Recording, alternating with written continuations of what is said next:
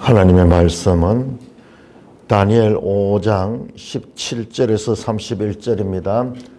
다니엘 5장 17절. 다니엘이 왕에게 대답하여 이르되 왕의 예물은 왕이 친히 가지시며 왕의 상급은 다른 사람에게 주옵소서. 그럴지라도 내가 왕을 위하여 이 글을 읽으며 그 해석을 아뢰리이다. 왕이여, 지극히 높으신 하나님이 왕의 부친 느부갓네살에게 나라와 큰 권세와 영광과 위엄을 주셨고 그에게는 큰 권세를 주셨으므로 백성들과 나라들과 언어가 다른 모든 사람들이 그의 앞에서 떨며 두려워하였으며 그는 임의로 죽이고 임의로 살리며 임의로 높이며 임의로 낮추었더니 그가 마음이 높아지며 뜻이 완악하여 교만을 행함으로 그의 왕위가 폐한바되며 그 영광을 빼앗기고 사람 중에서 쫓겨나서 그의 마음이 들짐승의 마음과 같았고 또 들나귀와 함께 살며 또 소처럼 풀을 먹으며 그의 몸이 하늘 이슬에 젖었으며 지극히 높으신 하나님이 사람 나라를 다스리시며 자기 뜻대로 누구든지 그 자리에 세우시는 줄을 알기에 이르는 나이다. 벨사살이여, 왕은 그의 아들이 되어서 이것을 다 알고도 아직도 마음을 낮추지 아니하고 도리어 자신을 하늘의 주제보다 높이며 그의 성전 그릇을 왕 앞으로 가져다가 왕과 귀족들과 왕후들과 후궁들이 다 그것으로 술을 마시고 왕이 또 보지도 듣지도 알지도 못하는 금, 은, 구리, 쇠와 나무, 돌로 만든 신상들을 찬양하고 도리어 왕의 호흡을 주장하시고 왕의 모든 길을 작정하시는 하나님께는 영광을 돌리지 아니한지라. 이러므로 그의 앞에서 이 손가락이 나와서 이 글을 기록하였나이다. 기록된 글자는 이것이니 곧 메네 데겔 우바르시니라.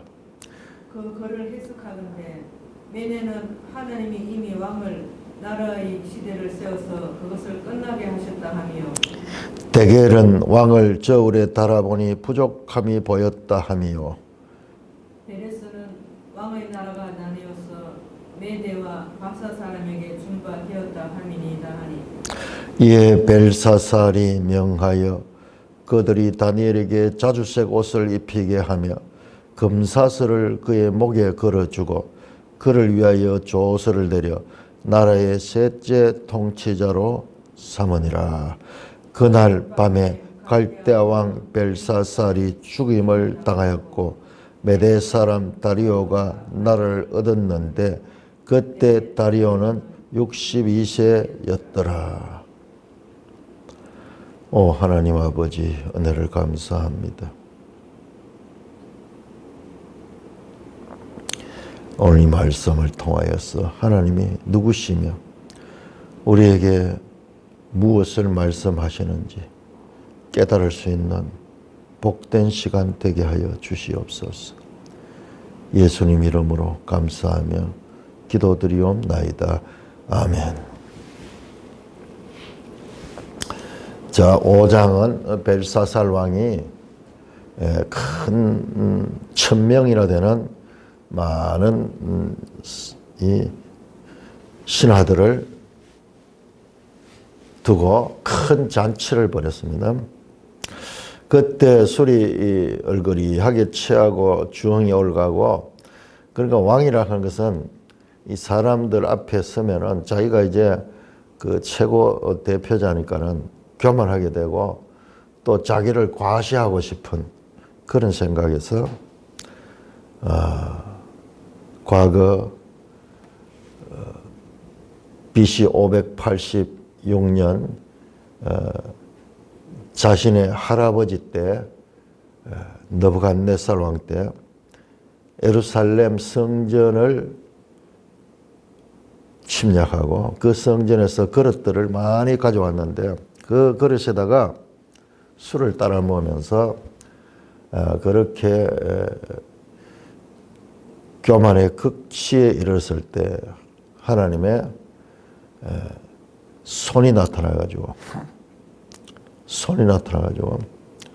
사람의 손이 아니에요. 하나님의 손인데 사람의 손 같은 손이 나타나서 벽에다 글을 쓰는데 그 장면을 보고 사색이 돼가지고 두려움 가운데 떨고 있을 때 아무도 바벨론에서는 지혜자들이 그 뜻을 알지 못했을 때 그때 나이 많은 왕의 모친이 되거나 할머니가 될 거예요. 그 분이 과거 선왕 때 그 느부갓네살 시대에 다니엘이라는 청년이 그 꿈을 해석을 했고 또 그 이후에도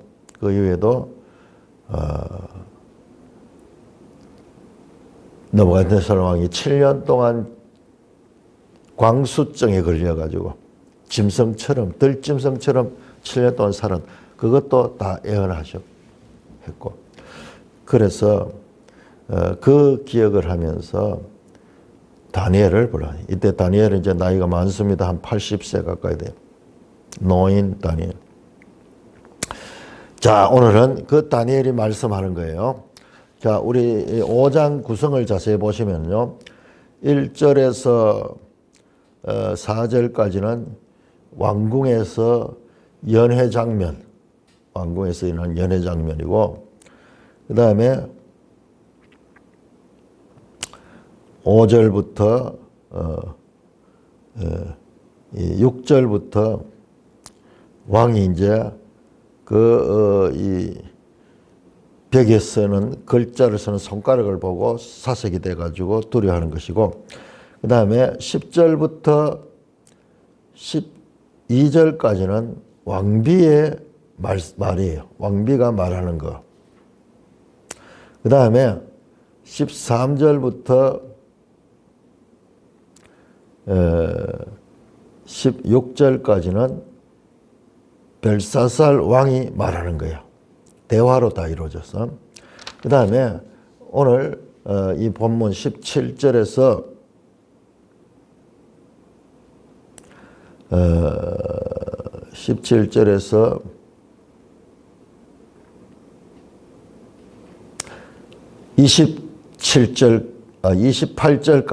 28절까지는 다니엘의 말입니다. 다니엘의 말. 그러니까 5장은 왕비의 말 한 덩어리, 그 다음에 왕의 말 한 덩어리, 그 다음에 다니엘의 말 한 덩어리, 대화로서 말하는 것으로 이 구성이 되어 있습니다. 다니엘이 왕에게 대답하여 이르되 왕의 예물은 왕이 친히 가시면 왕이 이제 자신의 보았던 그 글자를 해석하면은 내가 큰 상을 내리겠다 했던 그 상은 다른 사람께 주소서. 나는 그 상 때문에 일하지 않습니다. 상이 없더라도 내가 왕을 위하여 이 글을 읽으며 해석을 하겠습니다. 상 때문에 하는 것이 아닙니다. 그러면서 18절에 말합니다. 왕이여 지극히 높으신 하나님이 왕에 붙인 느부갓네살에게 나라와 권세, 큰 권세와 영광과 위엄을 주셨습니다. 자, 5장도 벨사살 이야기 같지만은 핵심은 느부갓네살.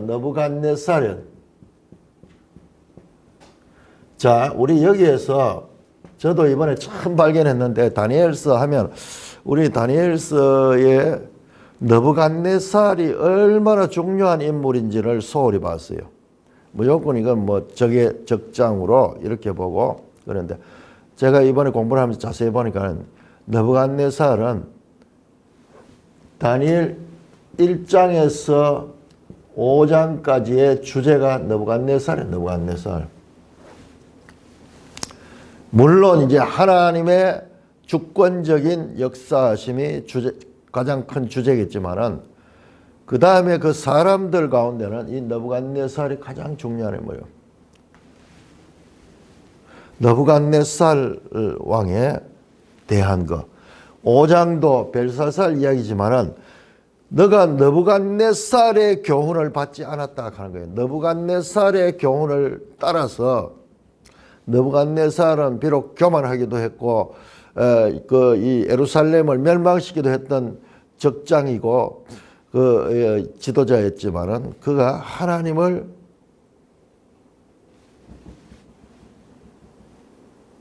찬송하고 교만했더라도 다시 하나님 그 마음이 겸비해져 가지고 하나님을 인정하게 되고 그러면서 다시 왕의 왕권을 복권했던 이야기가 1장에서 4장까지 나오는 거예요.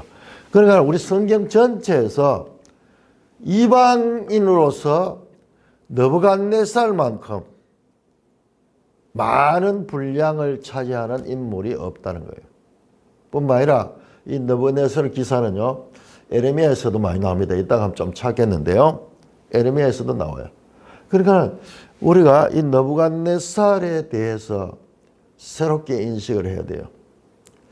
느부갓네살, 바벨론의 왕인 느부갓네살. 그 느부갓네살을 통하여 하나님이 말씀하셨는 거예요. 그 느부갓네살의 생애 자체가 하나님의 메시지를 담고 있는 거예요. 그런데 그 손자가 돼가지고 여기 부친이라고 되지만은 제가 이야기했죠.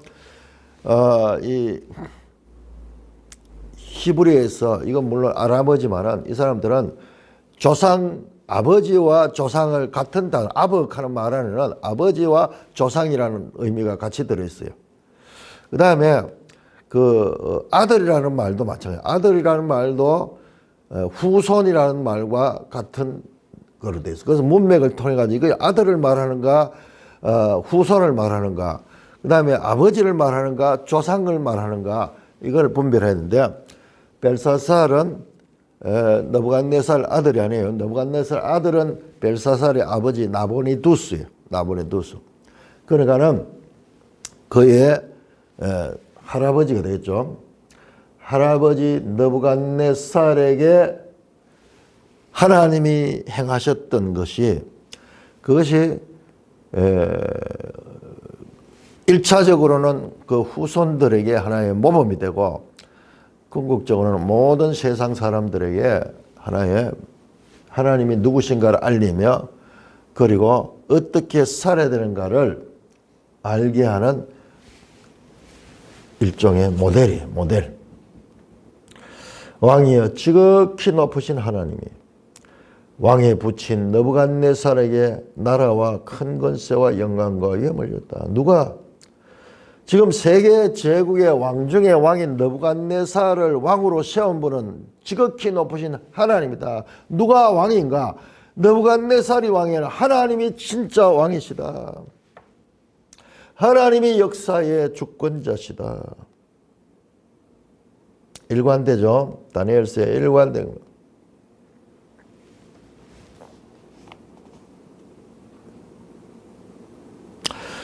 느부갓네살에게 나라와 큰 권세와 영광과 위엄을 주시고 그에게 또 큰 권세를 주시므로 백성들과 나라들과 언어가 다른 모든 사람들이 그 앞에 떨며 두려워했다. 백성들과 나라들과 언어가 다른 모든 사람들. 앞에서도 나왔죠. 3장에서도 나왔고 계속 나오는데 바벨론은 세계의 제국이야.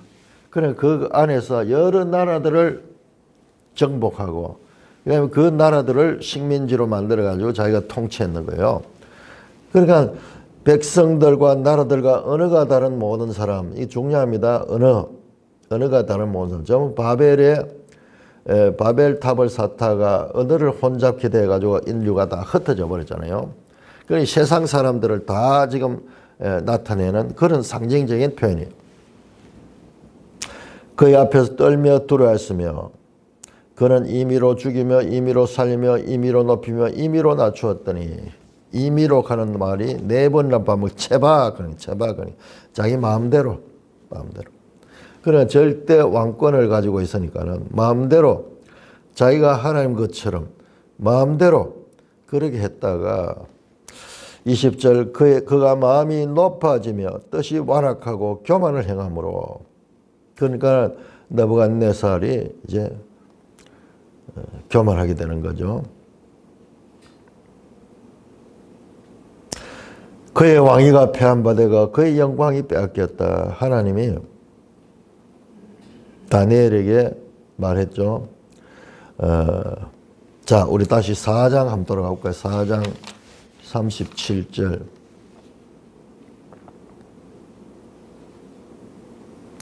4장 37절 가기 전에요. 4장 27절 먼저 봅니다. 27절. 그런즉 왕이여 내가 아뢰는 것을 받으시고 공의를 행함으로 죄를 사하고 가난한 자를 긍휼히 여김으로 죄악을 사하소서. 그리하시면 왕이 평안함이 혹시 장관이라. 세계 절대 최권 권력을 가지고 있는 느부갓네살에게 심판이 예언이 되어 있는데 혹시 당신이 공의로 나라를 다스리고 그리고 가난한 자를 긍휼히 여기면 그렇게 하면 하나님께서 그런 징계를 물릴 수가 있을 수도 있을 것입니다. 그렇게 이랬는데 느부갓네살이 28절에 보면 이 모든 일이 나 느부갓네살 왕에게 많이 있나 12달이 지난 후에 이런 충고를 듣고도 바벨론 왕궁에서 여러분 바벨론 왕궁이 얼마나 대단한지요. 어마어마합니다. 그러면서 그 왕궁에서 내려다 보니까 온 도시가 보이는데 거기에서 자기가 다시 또 교만해지는 거예요. 이 모든 것이 내 능력과 내 위엄과 나의 영광이구나. 그러면서 교만한 그 순간에 느부갓네살 왕위가 빼앗기고 들짐승이 되고 7년 동안을 짐승으로 지냈던 거예요. 그 후에 어떻게 됐느냐. 7년 동안 짐승처럼 들짐승처럼 산 후에 다시 하나님께서 그 정신을 돌아오게 해가지고 그가 말하는 것이 37절이에요. 그러므로 지금 나 느부갓네살은 하늘의 왕을 찬양하며 칭송하며 경배하는 그는 일이 다 진실하고 그의 일은 다 진실하고 그의 행하심이 의로우심으로 교만하게 행하는 자를 그가 능히 낮추심이라. 느부갓네살의 경우는요, 하나님이 통치하신다. 세상 나라의 왕들을 세우고 그 자리에서 패하시는 분이 왕이다. 그러므로 교만한 사람은 하나님께서 낮추고 낮은 자를 오히려 하나님께서 들어서신다.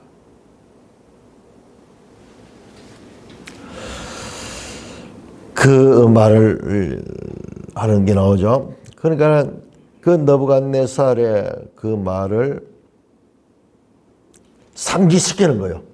벨사살에게. 21절 사람 중에 쫓겨나서 그의 마음이 들짐승 마음과 같았고 또 들나귀와 함께 살며 소처럼 풀을 먹으며 그의 몸이 하늘 이슬에 젖었다. 7년 동안을 이렇게 엄청난 죽음보다도 더한 이 왕으로서 이보다 더 수치스러운 일이 어디 있겠어요. 자기가 신처럼 굴었는데 짐승이 되어버려. 사람보다 더 못한 짐승처럼 되어버려. 마음이 들짐승의 마음 같아요. 그 정신이 그 속에 짐승이 돌아가는 거예요. 자, 이 짐승 이야기는 중요합니다. 자, 짐승 이야기는 이제 7장 이후에 가면은 세상 나라들을 짐승으로 비유하는 내용이 나오는데요. 연결이 되어 있어요. 지극히 높으신 하나님이 사람 나라를 다스리며 자기 뜻대로 누구든지 그자 시험지를 알게 이르다. 그 결과로 하나님께서 세상 나라들을 다 다스리고 하나님의 뜻으로 그들을 세우기도 하는구나. 그걸 알았다는 거예요. 느부갓네살 알았죠? 아까 그 고백을 했잖아요. 하나님이 바로 그 어떤 분이다. 자, 4장 25절 다시 볼까요? 4장 25절. 자, 아는 것이 얼마나 중요한가. 4장 25절. 왕이, 다니엘이 말합니다. 왕에게, 왕이 사람에게 쫓겨나서 들짐승과 함께 살며 소처럼 풀을 먹으며 하늘 이슬에 젖을 것이 이와 같이 7때를 지나 그때 지극히 높으신 이가 사람 나라를 다스리시며 자기 뜻대로 그것을 누구에게든지 주시는 줄을 아시리다. 자, 4장 17절 한번 보시죠. 4장 17절. 자, 아는 것이 얼마나 중요한가. 17절. 그때 이 느부갓네살이 이 환상을 보는 가운데서 나온 말이에요. 17절. 그 순찰자들이 말한 거예요. 순찰자들이 말합니다. 17절. 이는 순찰자들의 명령대로요 거룩한 자들의 말대로니 지극히 높으신 이가 사람 나라를 다스리시며 자기 뜻대로 그것을 누구에게든지 주시며 또 지극히 천한 자를 그 위에 세우신 줄을 사람들이 알게 하려 함이라 하였느라.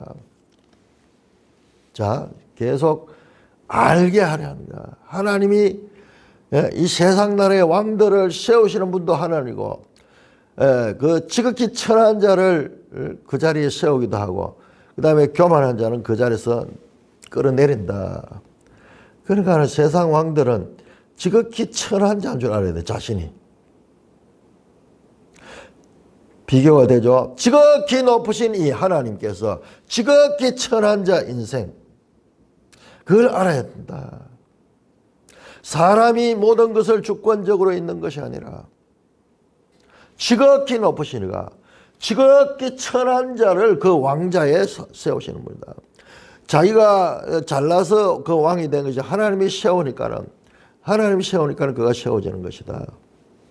그거를 느부갓네살에게 알게 하려 하고 느부갓네살을 통해서 그 후손들도 알게 하고 뿐만 아니라 오늘 저와 여러분들에게도 하나님이 누구신가를 알게 하고 인생이 누군가를 알아야 합니다. 인생은 아무리 높은 자리에 있어도 나는 지극히 천한 사람이다.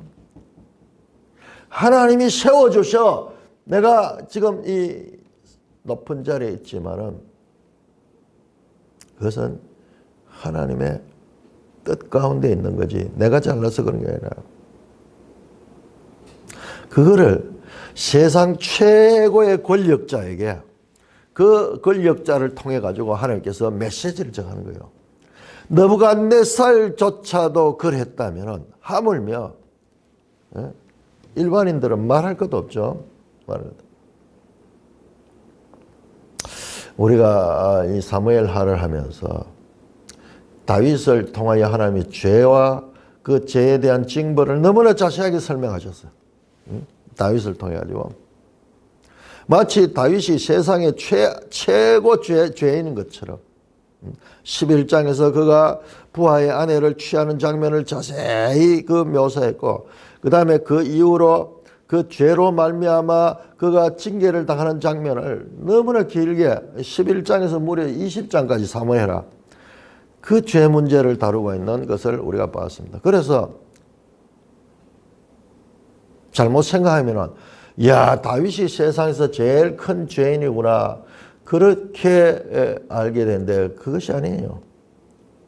다윗이 세상에서 가장 인간 중에서는 가장 이 하나님 마음에 합한 사람이에요. 그런데 왜 그 다윗의 죄를 그렇게 깊이 파헤치는가? 아니 사울이라든지 다른 악한 왕들에 대해 가지고는 그 죄를 그렇게 뭐 중요하지 않게 하듯이 짧은 내용으로 다루고 있는데 왜 다윗의 죄는 그렇게 길게 다룬가? 제가 여러 번 이야기했죠. 다윗조차도 다윗 같은 하나님의 마음에 합한 사람조차도 죄인이다. 마찬가지로 지금 이 세상에서 가장 큰 권력을 가진 이 느부갓네살조차도 누구냐? 지극히 천한 자다. 하나님이 들어서 세운 자다. 그러면은 다른 사람들은 이 세상에 사는 다른 사람들은 누구든지 말할 것도 없다. 다 하나님이 붙들어 주셔서 살아가는 거지.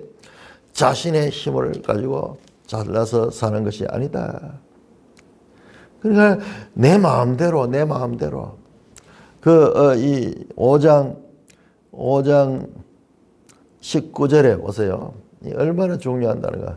임의로 죽이며 임의로 살리며 임의로 높이며 임의로 자기가 신처럼 자기 마음대로. 오늘날 포스트 모더니즘 시대에 이것이 오늘날 세상의 하나의 대세예요. 내 마음대로, 내 좋은 대로, 내 생각대로. 오죽했으면은 무슨 그 휴대폰입니까? 내 생각대로. 이름이 생각대로, 내 생각대로, 내 마음대로. 내가 왕이야. 내 좋은 대로. 가치관이 없어. 내 좋은 대로. 전부 자기가 왕으로 삼고 자기 이 판단을 높이 사는 그런 전부 다 이 교만한 그와 같은 삶을 살고 있는 자기가 신적인 존재인 것처럼 사는데요. 그러나 이 모든 것들은 지극히 높으신 하나님이 주신 것이다.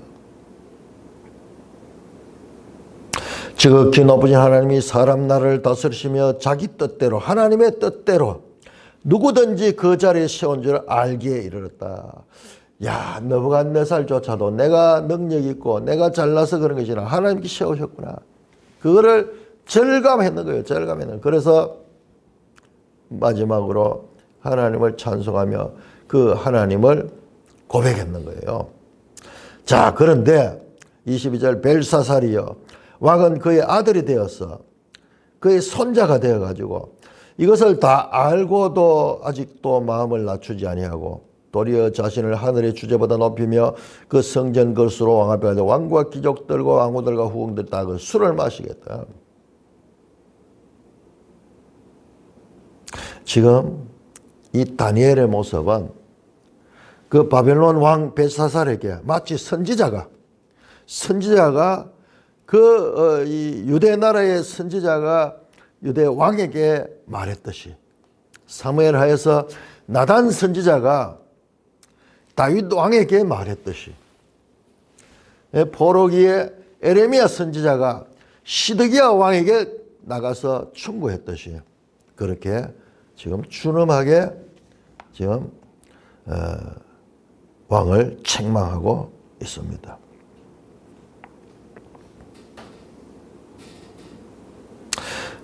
당신은 왕의 손자가 되어가지고 또 이것을 다 알고도 아직도 마음을 낮추지 아니하고 도리어 자신을 하늘 주제보다 높이며 그의 성전 그릇으로 왕 앞으로 가다 왕과 귀족들과 그가 술을 마시고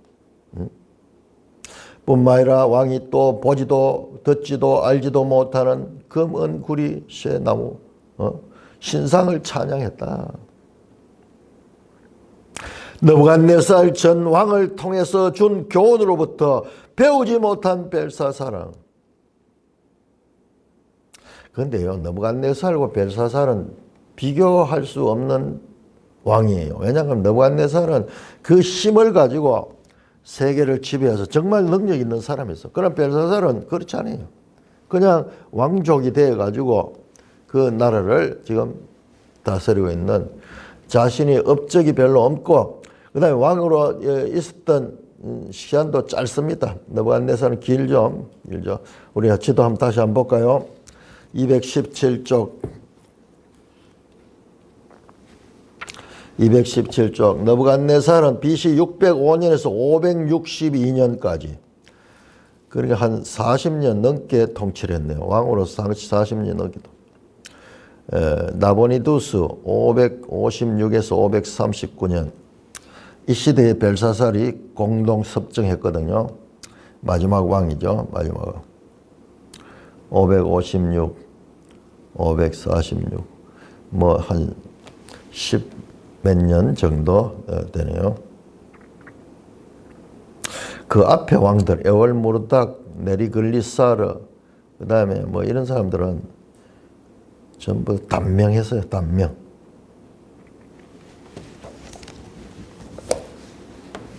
느부갓네살을 통하여 하나님께서 교훈을 줬는데 그로부터 배우지 못하고 여호와의 전 그릇을 가지고 술을 마시며 교만하고 하나님을 대적했다. 그래서 그는요 죽임을 당합니다. 느부갓네살은 7년 동안 그와 같이 들짐승으로 지나다 다시 복권했지만 이 사람은 그날 그 자리에서 죽임을 당하게 되는 거죠.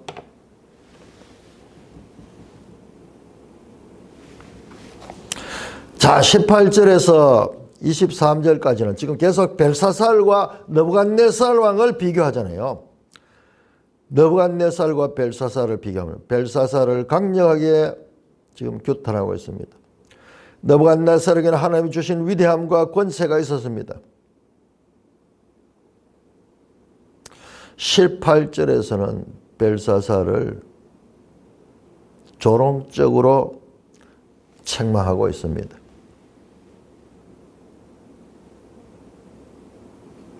자, 이 벨사살이 또 어떻게 했느냐? 그 술을 예루살렘 성전 기명에다가 술을 부어 마시고, 그 다음에 그것으로 술을 마시고, 23절이죠. 술을 마시고, 왕이 또 보지도 듣지도 알지도 못하는 금, 은, 구리, 쇠와 나무, 돌로 만든 신상들을 찬양하고, 금으로 만들었거나 은으로 만들었거나 구리로 만들었거나 쇠와 나무, 돌로 만든 신상들을 찬양하고, 도리어 왕의 호흡을 주장하시고 왕의 모든 길을 작정하신 하나님께 영광을 돌리지 않았다. 보지도 못하고 듣지도 못하고 알지도 못하는 우상.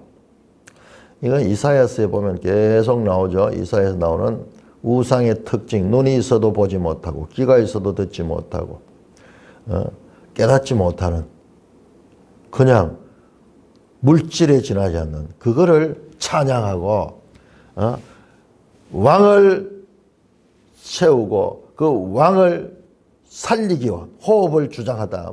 왕의 생명을 주장하시고 왕의 모든 길을 작정 하나님께는 영광을 돌리지 않았다. 그러므로 이 벨사살의 죄악이 얼마나 큰지 지적을 합니다.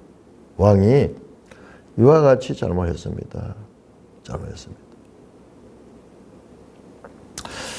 이러므로 24절 그의 앞에서 이 손가락이 나와서 이 글을 기록하였느라.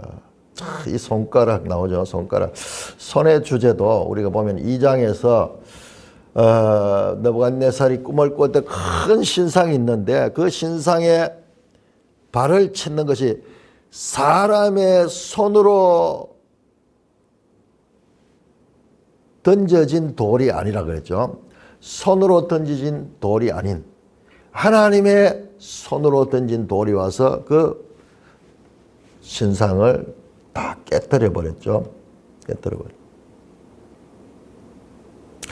자, 여기에서도 이 손가락이 나오는데 이게 사람의 손이 아니에요. 이 하나님의 손이. 이 글을 기록하는데 기록된 글자는 이것이니 곧 메네 데겔 우바르신이라. 메네 하는 게 이게요. 머나예요. 머나. 우리 신약 성경에 돈 단위가 나오죠. 머나. 데겔 하는 건 세겔. 이 전부 돈 단위죠. 자, 이게 청량값이에요. 청량값. 요즘으로 치면은 뭐 킬로미터, 뭐 몇 그램, 그 다음에 뭐 몇 킬로그램, 무슨 이 청량하는 가치, 화폐 단위 같은 거, 10,000원, 1,000원, 50,000원, 뭐 이런 이 화폐 단위 같은 걸, 그것이 무엇이냐 해석하면은 메네는 하나님이 이미 왕의 나라를 시대를 세워서 그것이 끝나게 하셨다며 왕의 이 시대가 이제 다 됐다. 데겔은 저울에 따라보니 부족하다. 베레스는 나라가 나뉘어서 메데바스 사람에게 뺏기게 되어 나라가 끝이 난다. 메데바스 사람. 이에 벨사살이 명하여 그들이 다니엘에게 자색 옷을 입히게 하며 금사슬을 그의 목에 걸어주고 그를 위하여 돛을 내려 나라의 셋째 통치자로 삼았다. 약속대로 벨사살이 이 기록된 글자를 읽고 해석하는 이 다니엘은 이것 바라고 하지 않는다 그랬죠. 그런데도 불구하고 그에게 자주색 옷을 입히고 금사슬을 그의 목에 걸어주고 조서를 내려가지고 셋째 통치자로 1000명이나 되는 사람들 보는 앞에서 그 자리에서 이게 이제 권력자들의 특징이 이런 거예요. 과시하는 거.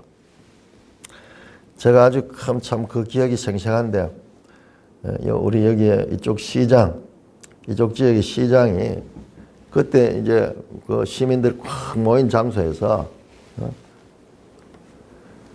누가 이렇게 사람들 앞에서 뭐 어려움이 있으면 말해 보시오. 그래 누가 그 이야기를 했어. 아 그래요? 정책과장 뭐 하면서 저거 해줘. 예산 얼마 들어? 해줘. 이런 식으로 과시하는데 그 사람이 나중에 얼마 가지 못해가지고 그 자리에서 쫓겨나고 감옥에 들어가는 그런 모습을 봤어요. 자기가 권력 있는 사람들은 이게 인격으로 다스려지지 아니하면은 과시하게 돼. 거기에서 걸려 다 넘어져요. 높은 자리에 갈수록 겸손하게. 이 모든 것들은 내가 잘나서 그런 것이 아니라 하나님께서 세우신 것이다라는 이 생각이 없으면은 인간은 연약하기 때문에 교만하게 돼요. 그렇게 되면은 끝이 와버려. 자, 벨사살 왕이 약속했던 대로 다니엘에게 이 조서를 내려가지고 셋째 통치자로 다시 또 사용했습니다. 자, 그날 밤에 갈대아 왕 벨사살이 죽임을 당했고 갑자기 나오죠. 그날 밤에. 자, 이게 메대 사람 다리오가 나라를 얻었는데 그때 다리오는 60이셨다. 메대 사람 다리오가 나라를 얻었다. 우리가 역사에 보면은 고레스가 바벨론을 멸망시켰다고 나오거든요. 역사에 보면은 고레스 왕이 그 유프라테스 강가에 바벨론 성이 있는데 그 성을 공격하려고 하면 물 때문에 공격하기 어려운데 저 위에 상류 쪽에다가 물을 틀어가지고 물길을 내가지고 아주 저지대로 물길을 내가지고 물이 그 밑으로 다 빠져나가도록 그런 다음에 물이 낮아진 때 공격을 해가지고 그날 밤에 바벨론 안에서는 무슨 일이 일어나는지 모르고 지금 이 안에 술 마시면서 이래 1000명이 모여가지고 익하고 있고 사람들은 바벨론은 아주 난공불락의 성이다 생각하면 아주 안전하게 살고 있습니다. 그동안 남의 나라의 침략을 받아본 적이 없었는데 고레스가 들어와가지고 그날에 나라를 접수했습니다. 이때 역사적 기록에 보면 싸움을 하지 않았어요. 오히려 이 바벨론 사람들이 고레스의 입성을 환영했다 그래. 무혈 입성해가지고 왕이 됐다 그러는데 여기는 메대 사람 다리오로 되어 있어. 고레스는 바사 사람인데 자 우리 이 부분 어떻게 해석되는가 한번 볼까요? 에레미야 51장 우리 한번 찾아보겠습니다. 고레스냐 다리오냐 이 역사하고 또 안 맞을 수 있으니까는 에레미야 51장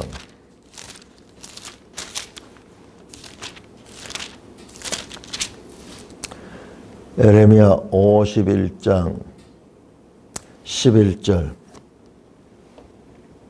화살을 갈며 둥근 방패를 준비하라. 여호와께서 메대 왕들의 마음을 부추기사 바벨론을 멸하시기로 뜻하시나니 이는 여호와께서 보복하시는 것 곧 그의 성전을 위하여 보복한 것이다. 바벨론을 멸하는 것은 메대 왕들의 마음을 부추기 가지고 하나님이 그렇게 하시는 거예요. 하나님이 그렇게 하시는. 지금 이 벨사살의 죽음도 지금 하나님이 그 일을 주관하시는 28절 에레미야 51장 28절 보니까는 뭇 백성 곧 메대 사람의 왕들과 그 도백들과 그 모든 태소와 가나안 모든 땅을 준비시켜 그를 치게 하라.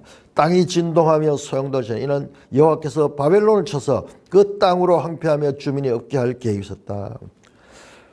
바로 이 메대가 바벨론을 공격한다고 말하는데, 그런데 이게 성경과 그 고레스는 바사인인데, 근데 고레스가 어머니가 메대 여자예요. 그 메대 바사는 인접한 국가고 였습니다. 그래서 고레스를 메대인이라고 부르는 것이 틀린 게 아니에요. 실제로 그는 메대 제국을 차지했기 때문에 그렇게 할 수 있는 거예요. 자, 지도 224쪽을 한번 보겠습니다. 지도 224쪽. 지도 224쪽을 보시면은,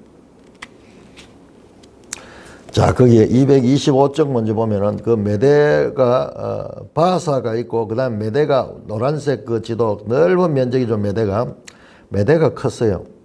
근데 이 바사 왕이었던 이 고레스가 메대를 접수를 합니다. 메대를 정복을 해야 됩니다. 그래가지고 다시 바벨론을 공격하는 거죠.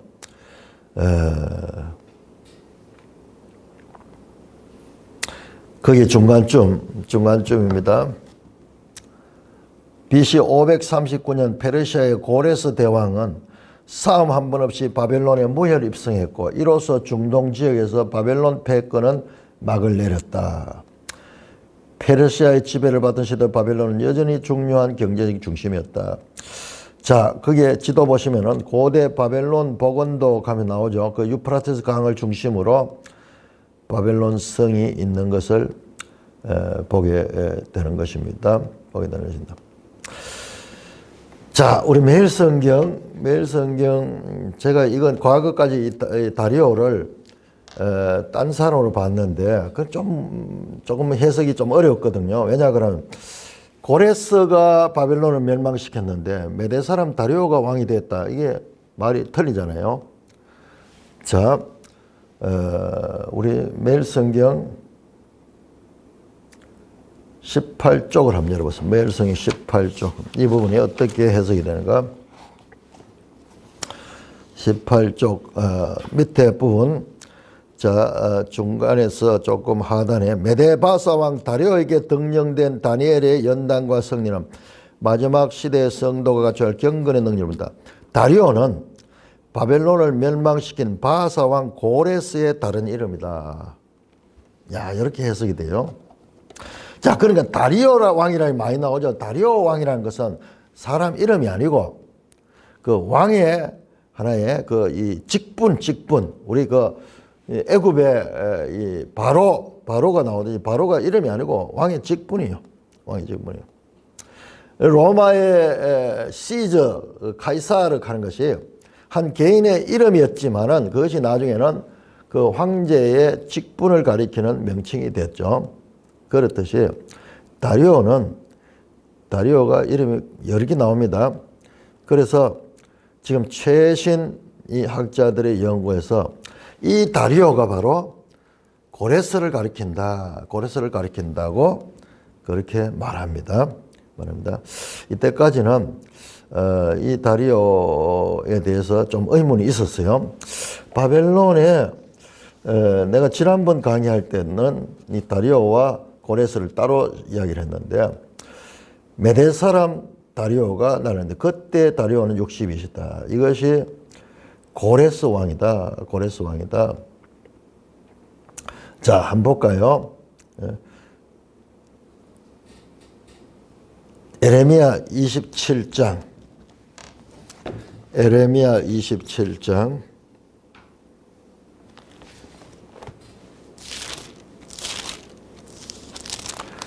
에레미야 27장 7절 보세요. 7절.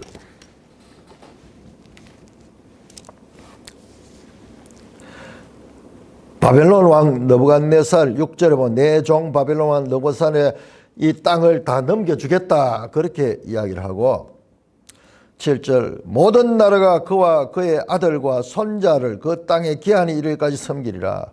누구까지? 느부갓네살 왕과 느부갓네살 왕 아들 나보니두스와 그 다음에 손자 벨사살이요. 그 땅의 기한 일까지 섬기리라. 이야, 이거 보세요. 우리가 이 본문 봤을 때는 그냥 그런 말인 줄 아는데 이게 지금 손자 때에 나라가 망하네. 이게 기한이야. 이게 기한이야. 그렇다면은 지금 여기는 안 나오지만은요, 이 다리오 즉 고레스 왕이 바벨론을 물리치면서 고레스 원년에 포로들을 돌려보내는 그런 조서를 내립니다. 조서를 내는 거예요. 지금 이 장면은 바로 고레스 칙령에 의해서 이 유대 포로들이 해방이 되는 그 사건이에요. 그 사건. 바벨론이 끝이 나고 이제 고레스의 시대가 이제 시작되는 이때 이게 BC 539년이에요. BC 539년. 그래서 이제 바벨론 역사가 끝이 나는 이야기입니다. 느부갓네살 왕과 그의 아들과 그의 손자까지. 그 다니엘 1장에서 5장까지가 딱 에레미야 27장 7절에 나오는 느부갓네살 왕과 그의 아들 나보니두스, 이 벨사살 시대에 이 나보니두스와 먼저 이야기했죠. 나보니두스는 아들에게 자기 아들과 공동 통치하고 자기는 이 데막 하는 곳에 가가지고 거기에서 있었고 바벨론의 통치는 이 벨사살 자기 아들에게 맡겼다고 그렇게 했죠. 그렇게 하면서 이게 신바벨론 역사 전체가 끝이 나는 거예요. 그러니까 다니엘 1장은 신바벨론의 시작으로부터 그 다음에 5장은 그 신바벨론의 멸망까지. 자, 그래서 우리가 생각하듯이 바벨론이라는 나라는 하나님을 대적하는 나라죠. 하나님을 대적하는 나라고 이랬는데 지금 우리가 여기서 자세히 보시면 바벨론이 하나님의 도구예요. 도구. 예루살렘을 공격해줘, 망하게 하죠. 유대 나라를 포로로 만들었죠. 유대 나라를 포로로 만들었던 유대인의 입장에서 보면은 정말 바벨론은 철천지 원수가 되겠죠. 원수가 되는데 그러나 더 크게 보면은 하나님께서 바벨론 왕 느부갓네살에게 권세를 줘가 권능과 능력을 줘가지고 예루살렘을 멸망시켰는 거예요. 하나님은 자기 백성이라고 해가지고 무조건 보호하는 게 아니에요. 자기 백성이 하나님의 말씀에 잘 순종할 때 그들에게 복을 주지만 불순종할 때는요, 다른 힘을 통해 가지고 오히려 그들을 징계하는 거예요. 그런데 우리가 자세히 보니까는 이 징계가 멸망이고 비극인 줄 알았는데 이 유대 포로들이 오히려 바벨론에 가서 깨어나잖아요. 이 징계를 통해서 그들이 깨어나고 나중에 회개하고 돌이킵니다. 그러니까 하나님께서 바벨론을 이제는 망하게 하시고 고레스를 세워가지고 이 바사의 고레스, 지금 여기에 메대에 나오는데 메대 바사 같이 나옵니다. 메대의 고레스 왕을 통해 가지고 바벨론을 끝을 내고 다시 유대들을 해방시키죠. 해방. 왕들을 세우시고 왕들을 폐하시는 분. 그것도 단순한 한 일국의 왕이 아니라 세계 제국의 그 왕들을 세우시고 그 왕들을 도구로 사용해서 하나님의 백성들을 징계도 하시고 또한 해방도 하셔서 하나님의 구원 역사를 이루어 가시는 분이 바로 여호와 하나님이시다. 누가 왕인가? 하나님이 참 왕이시고 세상의 인간 왕들은 하나님 앞에 지극히 천한 자들에 지나지 않는다. 그러므로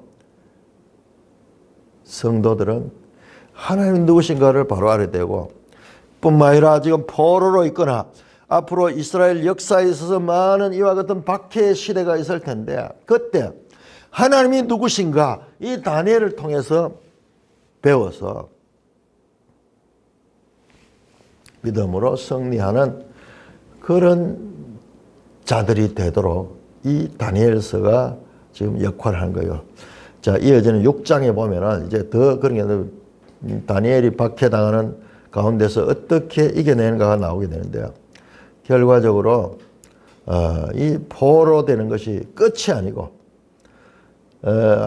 하나님 백성들이 위기를 당하고 고난당하게 되는 그런 시대가 끝이 아니고 그때 하나님이 더 가까이 하시고 더 우리가 겸손하게 그 하나님을 인정하고 그 하나님께로 나가면은 하나님께서 구원해 주시고 뿐만 아니라 높여서 이 하나님의 영광을 드러내는 도구로도 사용하신다 라는 메시지를 우리는 알 수가 있습니다.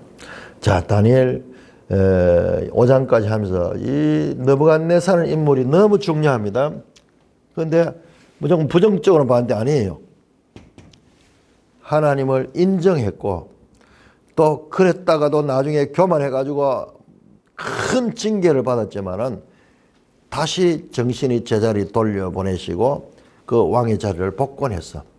그때 느부갓네살의 입을 통해서 하나님이 온 세상의 여호와 하나님이 참 신들 중에 신이시고 모든 것의 주권자라는 것을 이방인 입에서 그렇게 선포된 구약 속에서 이방인이 하나님을 그렇게 높였던 인물은 느부갓네살밖에 없어요. 자, 우리 다시 한번 정리해 보겠습니다. 자, 2장 보세요. 2장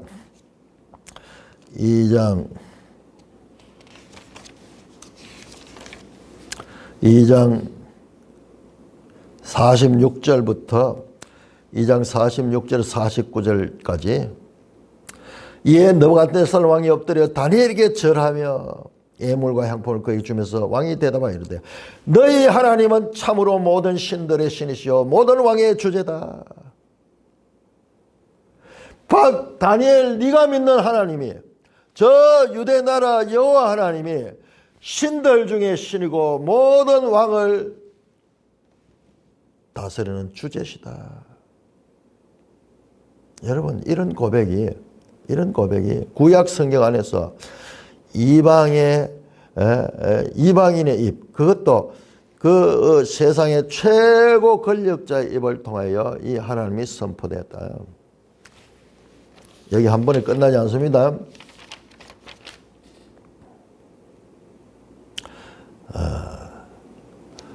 3장 보세요. 3장 28절부터 다니엘 세 친구가 풀무불에 들어가게 되는 그 위기 가운데서도 하나님이 그들을 구했을 적에 그때 느부갓네살이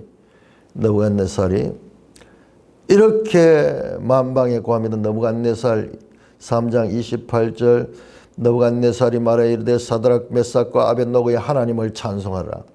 그가 그의 천사를 보내서 자기를 의뢰하고 그들의 몸을 바쳐 왕의 명령을 거역하고 그 하나님밖에 다른 신을 섬기지 아니하며 그에게 절하지 않은 종들을 구원하셨다. 그러므로 내가 이제 조서를 내노니 각 백성과 각 나라와 각 언을 말한 자가 모두 사드락과 메삭과 아벳노고의 하나님을 경솔히 말하거든. 그 몸을 쪼개어 그 집을 걸음틀어서 이는 이같이 사람을 구원할 다른 신이 없었다. 여호와 하나님밖에 이와 같은 일을 할 전능하신 하나님밖에 없다. 이방 왕의 입을 통해서 이 하나님의 영광이 선포되고 있는 것이에요. 여러분 이런 장면이 어디 있어요? 구약 성경 전체에서 이방의 최고 권력자가 하나님을 옹호하고 하나님을 찬송합니다. 4장에서도 마찬가지예요. 4장 34절부터 마지막 절까지 느부갓네살이 기한이 차면 느부갓네살이 4장 34절 하늘을 우러러 보았더니 내 총명이 다시 내게로 돌아온지라. 이에 내가 지극히 높으신 이에게 감사하며 영생하는 이를 찬양하고 경배하였더니 그의 권세는 영원한 권세요 그의 나라는 대대에 이르렀다. 땅의 모든 사람들을 없는 같이 여기시며 하늘의 군대이든지 땅의 사람이든지 그는 자기 뜻대로 하시며 그의 손을 금할 자가 아무도 없다. 37절 그러므로 지금 나 느부갓네살은 하늘의 왕을 찬양하며 칭송하며 경배하니 그의 일이 다 진실하고 그의 행하심이 의로우시며 교만의 행한 자를 그가 능히 낮추심이라. 하나님이 참으로 하나님이시다. 여러분 느부갓네살이요 이렇게 세 차례 걸쳐가지고 많은 시련을 당하기도 하고 그 가운데서 하나님을 고백하고 하나님을 찬송했던 인물이 느부갓네살이에요. 느부갓네살. 바벨론 왕 느부갓네살이에요. 그러니까 우리가 이분법적으로 바벨론을 악의 화신이다. 맞습니다. 그렇지만은 그조차도 하나님이 은혜를 받으면은 하나님을 바르게 알 수 있고 하나님의 백성을 도우는 자들이 될 수도 있다 하는 거죠. 제가 이번에 다니엘서를 하면서 느부갓네살, 우리가 기독교에서 느부갓네살이 너무나 평가절하되어 있어요. 너무나 무시되어 있어요. 아니에요. 위대한 바벨론의 왕이었고 그는 하나님의 구약시대에 이방인으로서 하나님을 찬송했던 그와 같은 위대한 인물이었다. 그것도 여러 차례에 걸쳐서 그랬던 인물이었다. 느부갓네살에 대한 새로운 이해를 가지게 됩니다. 찬송가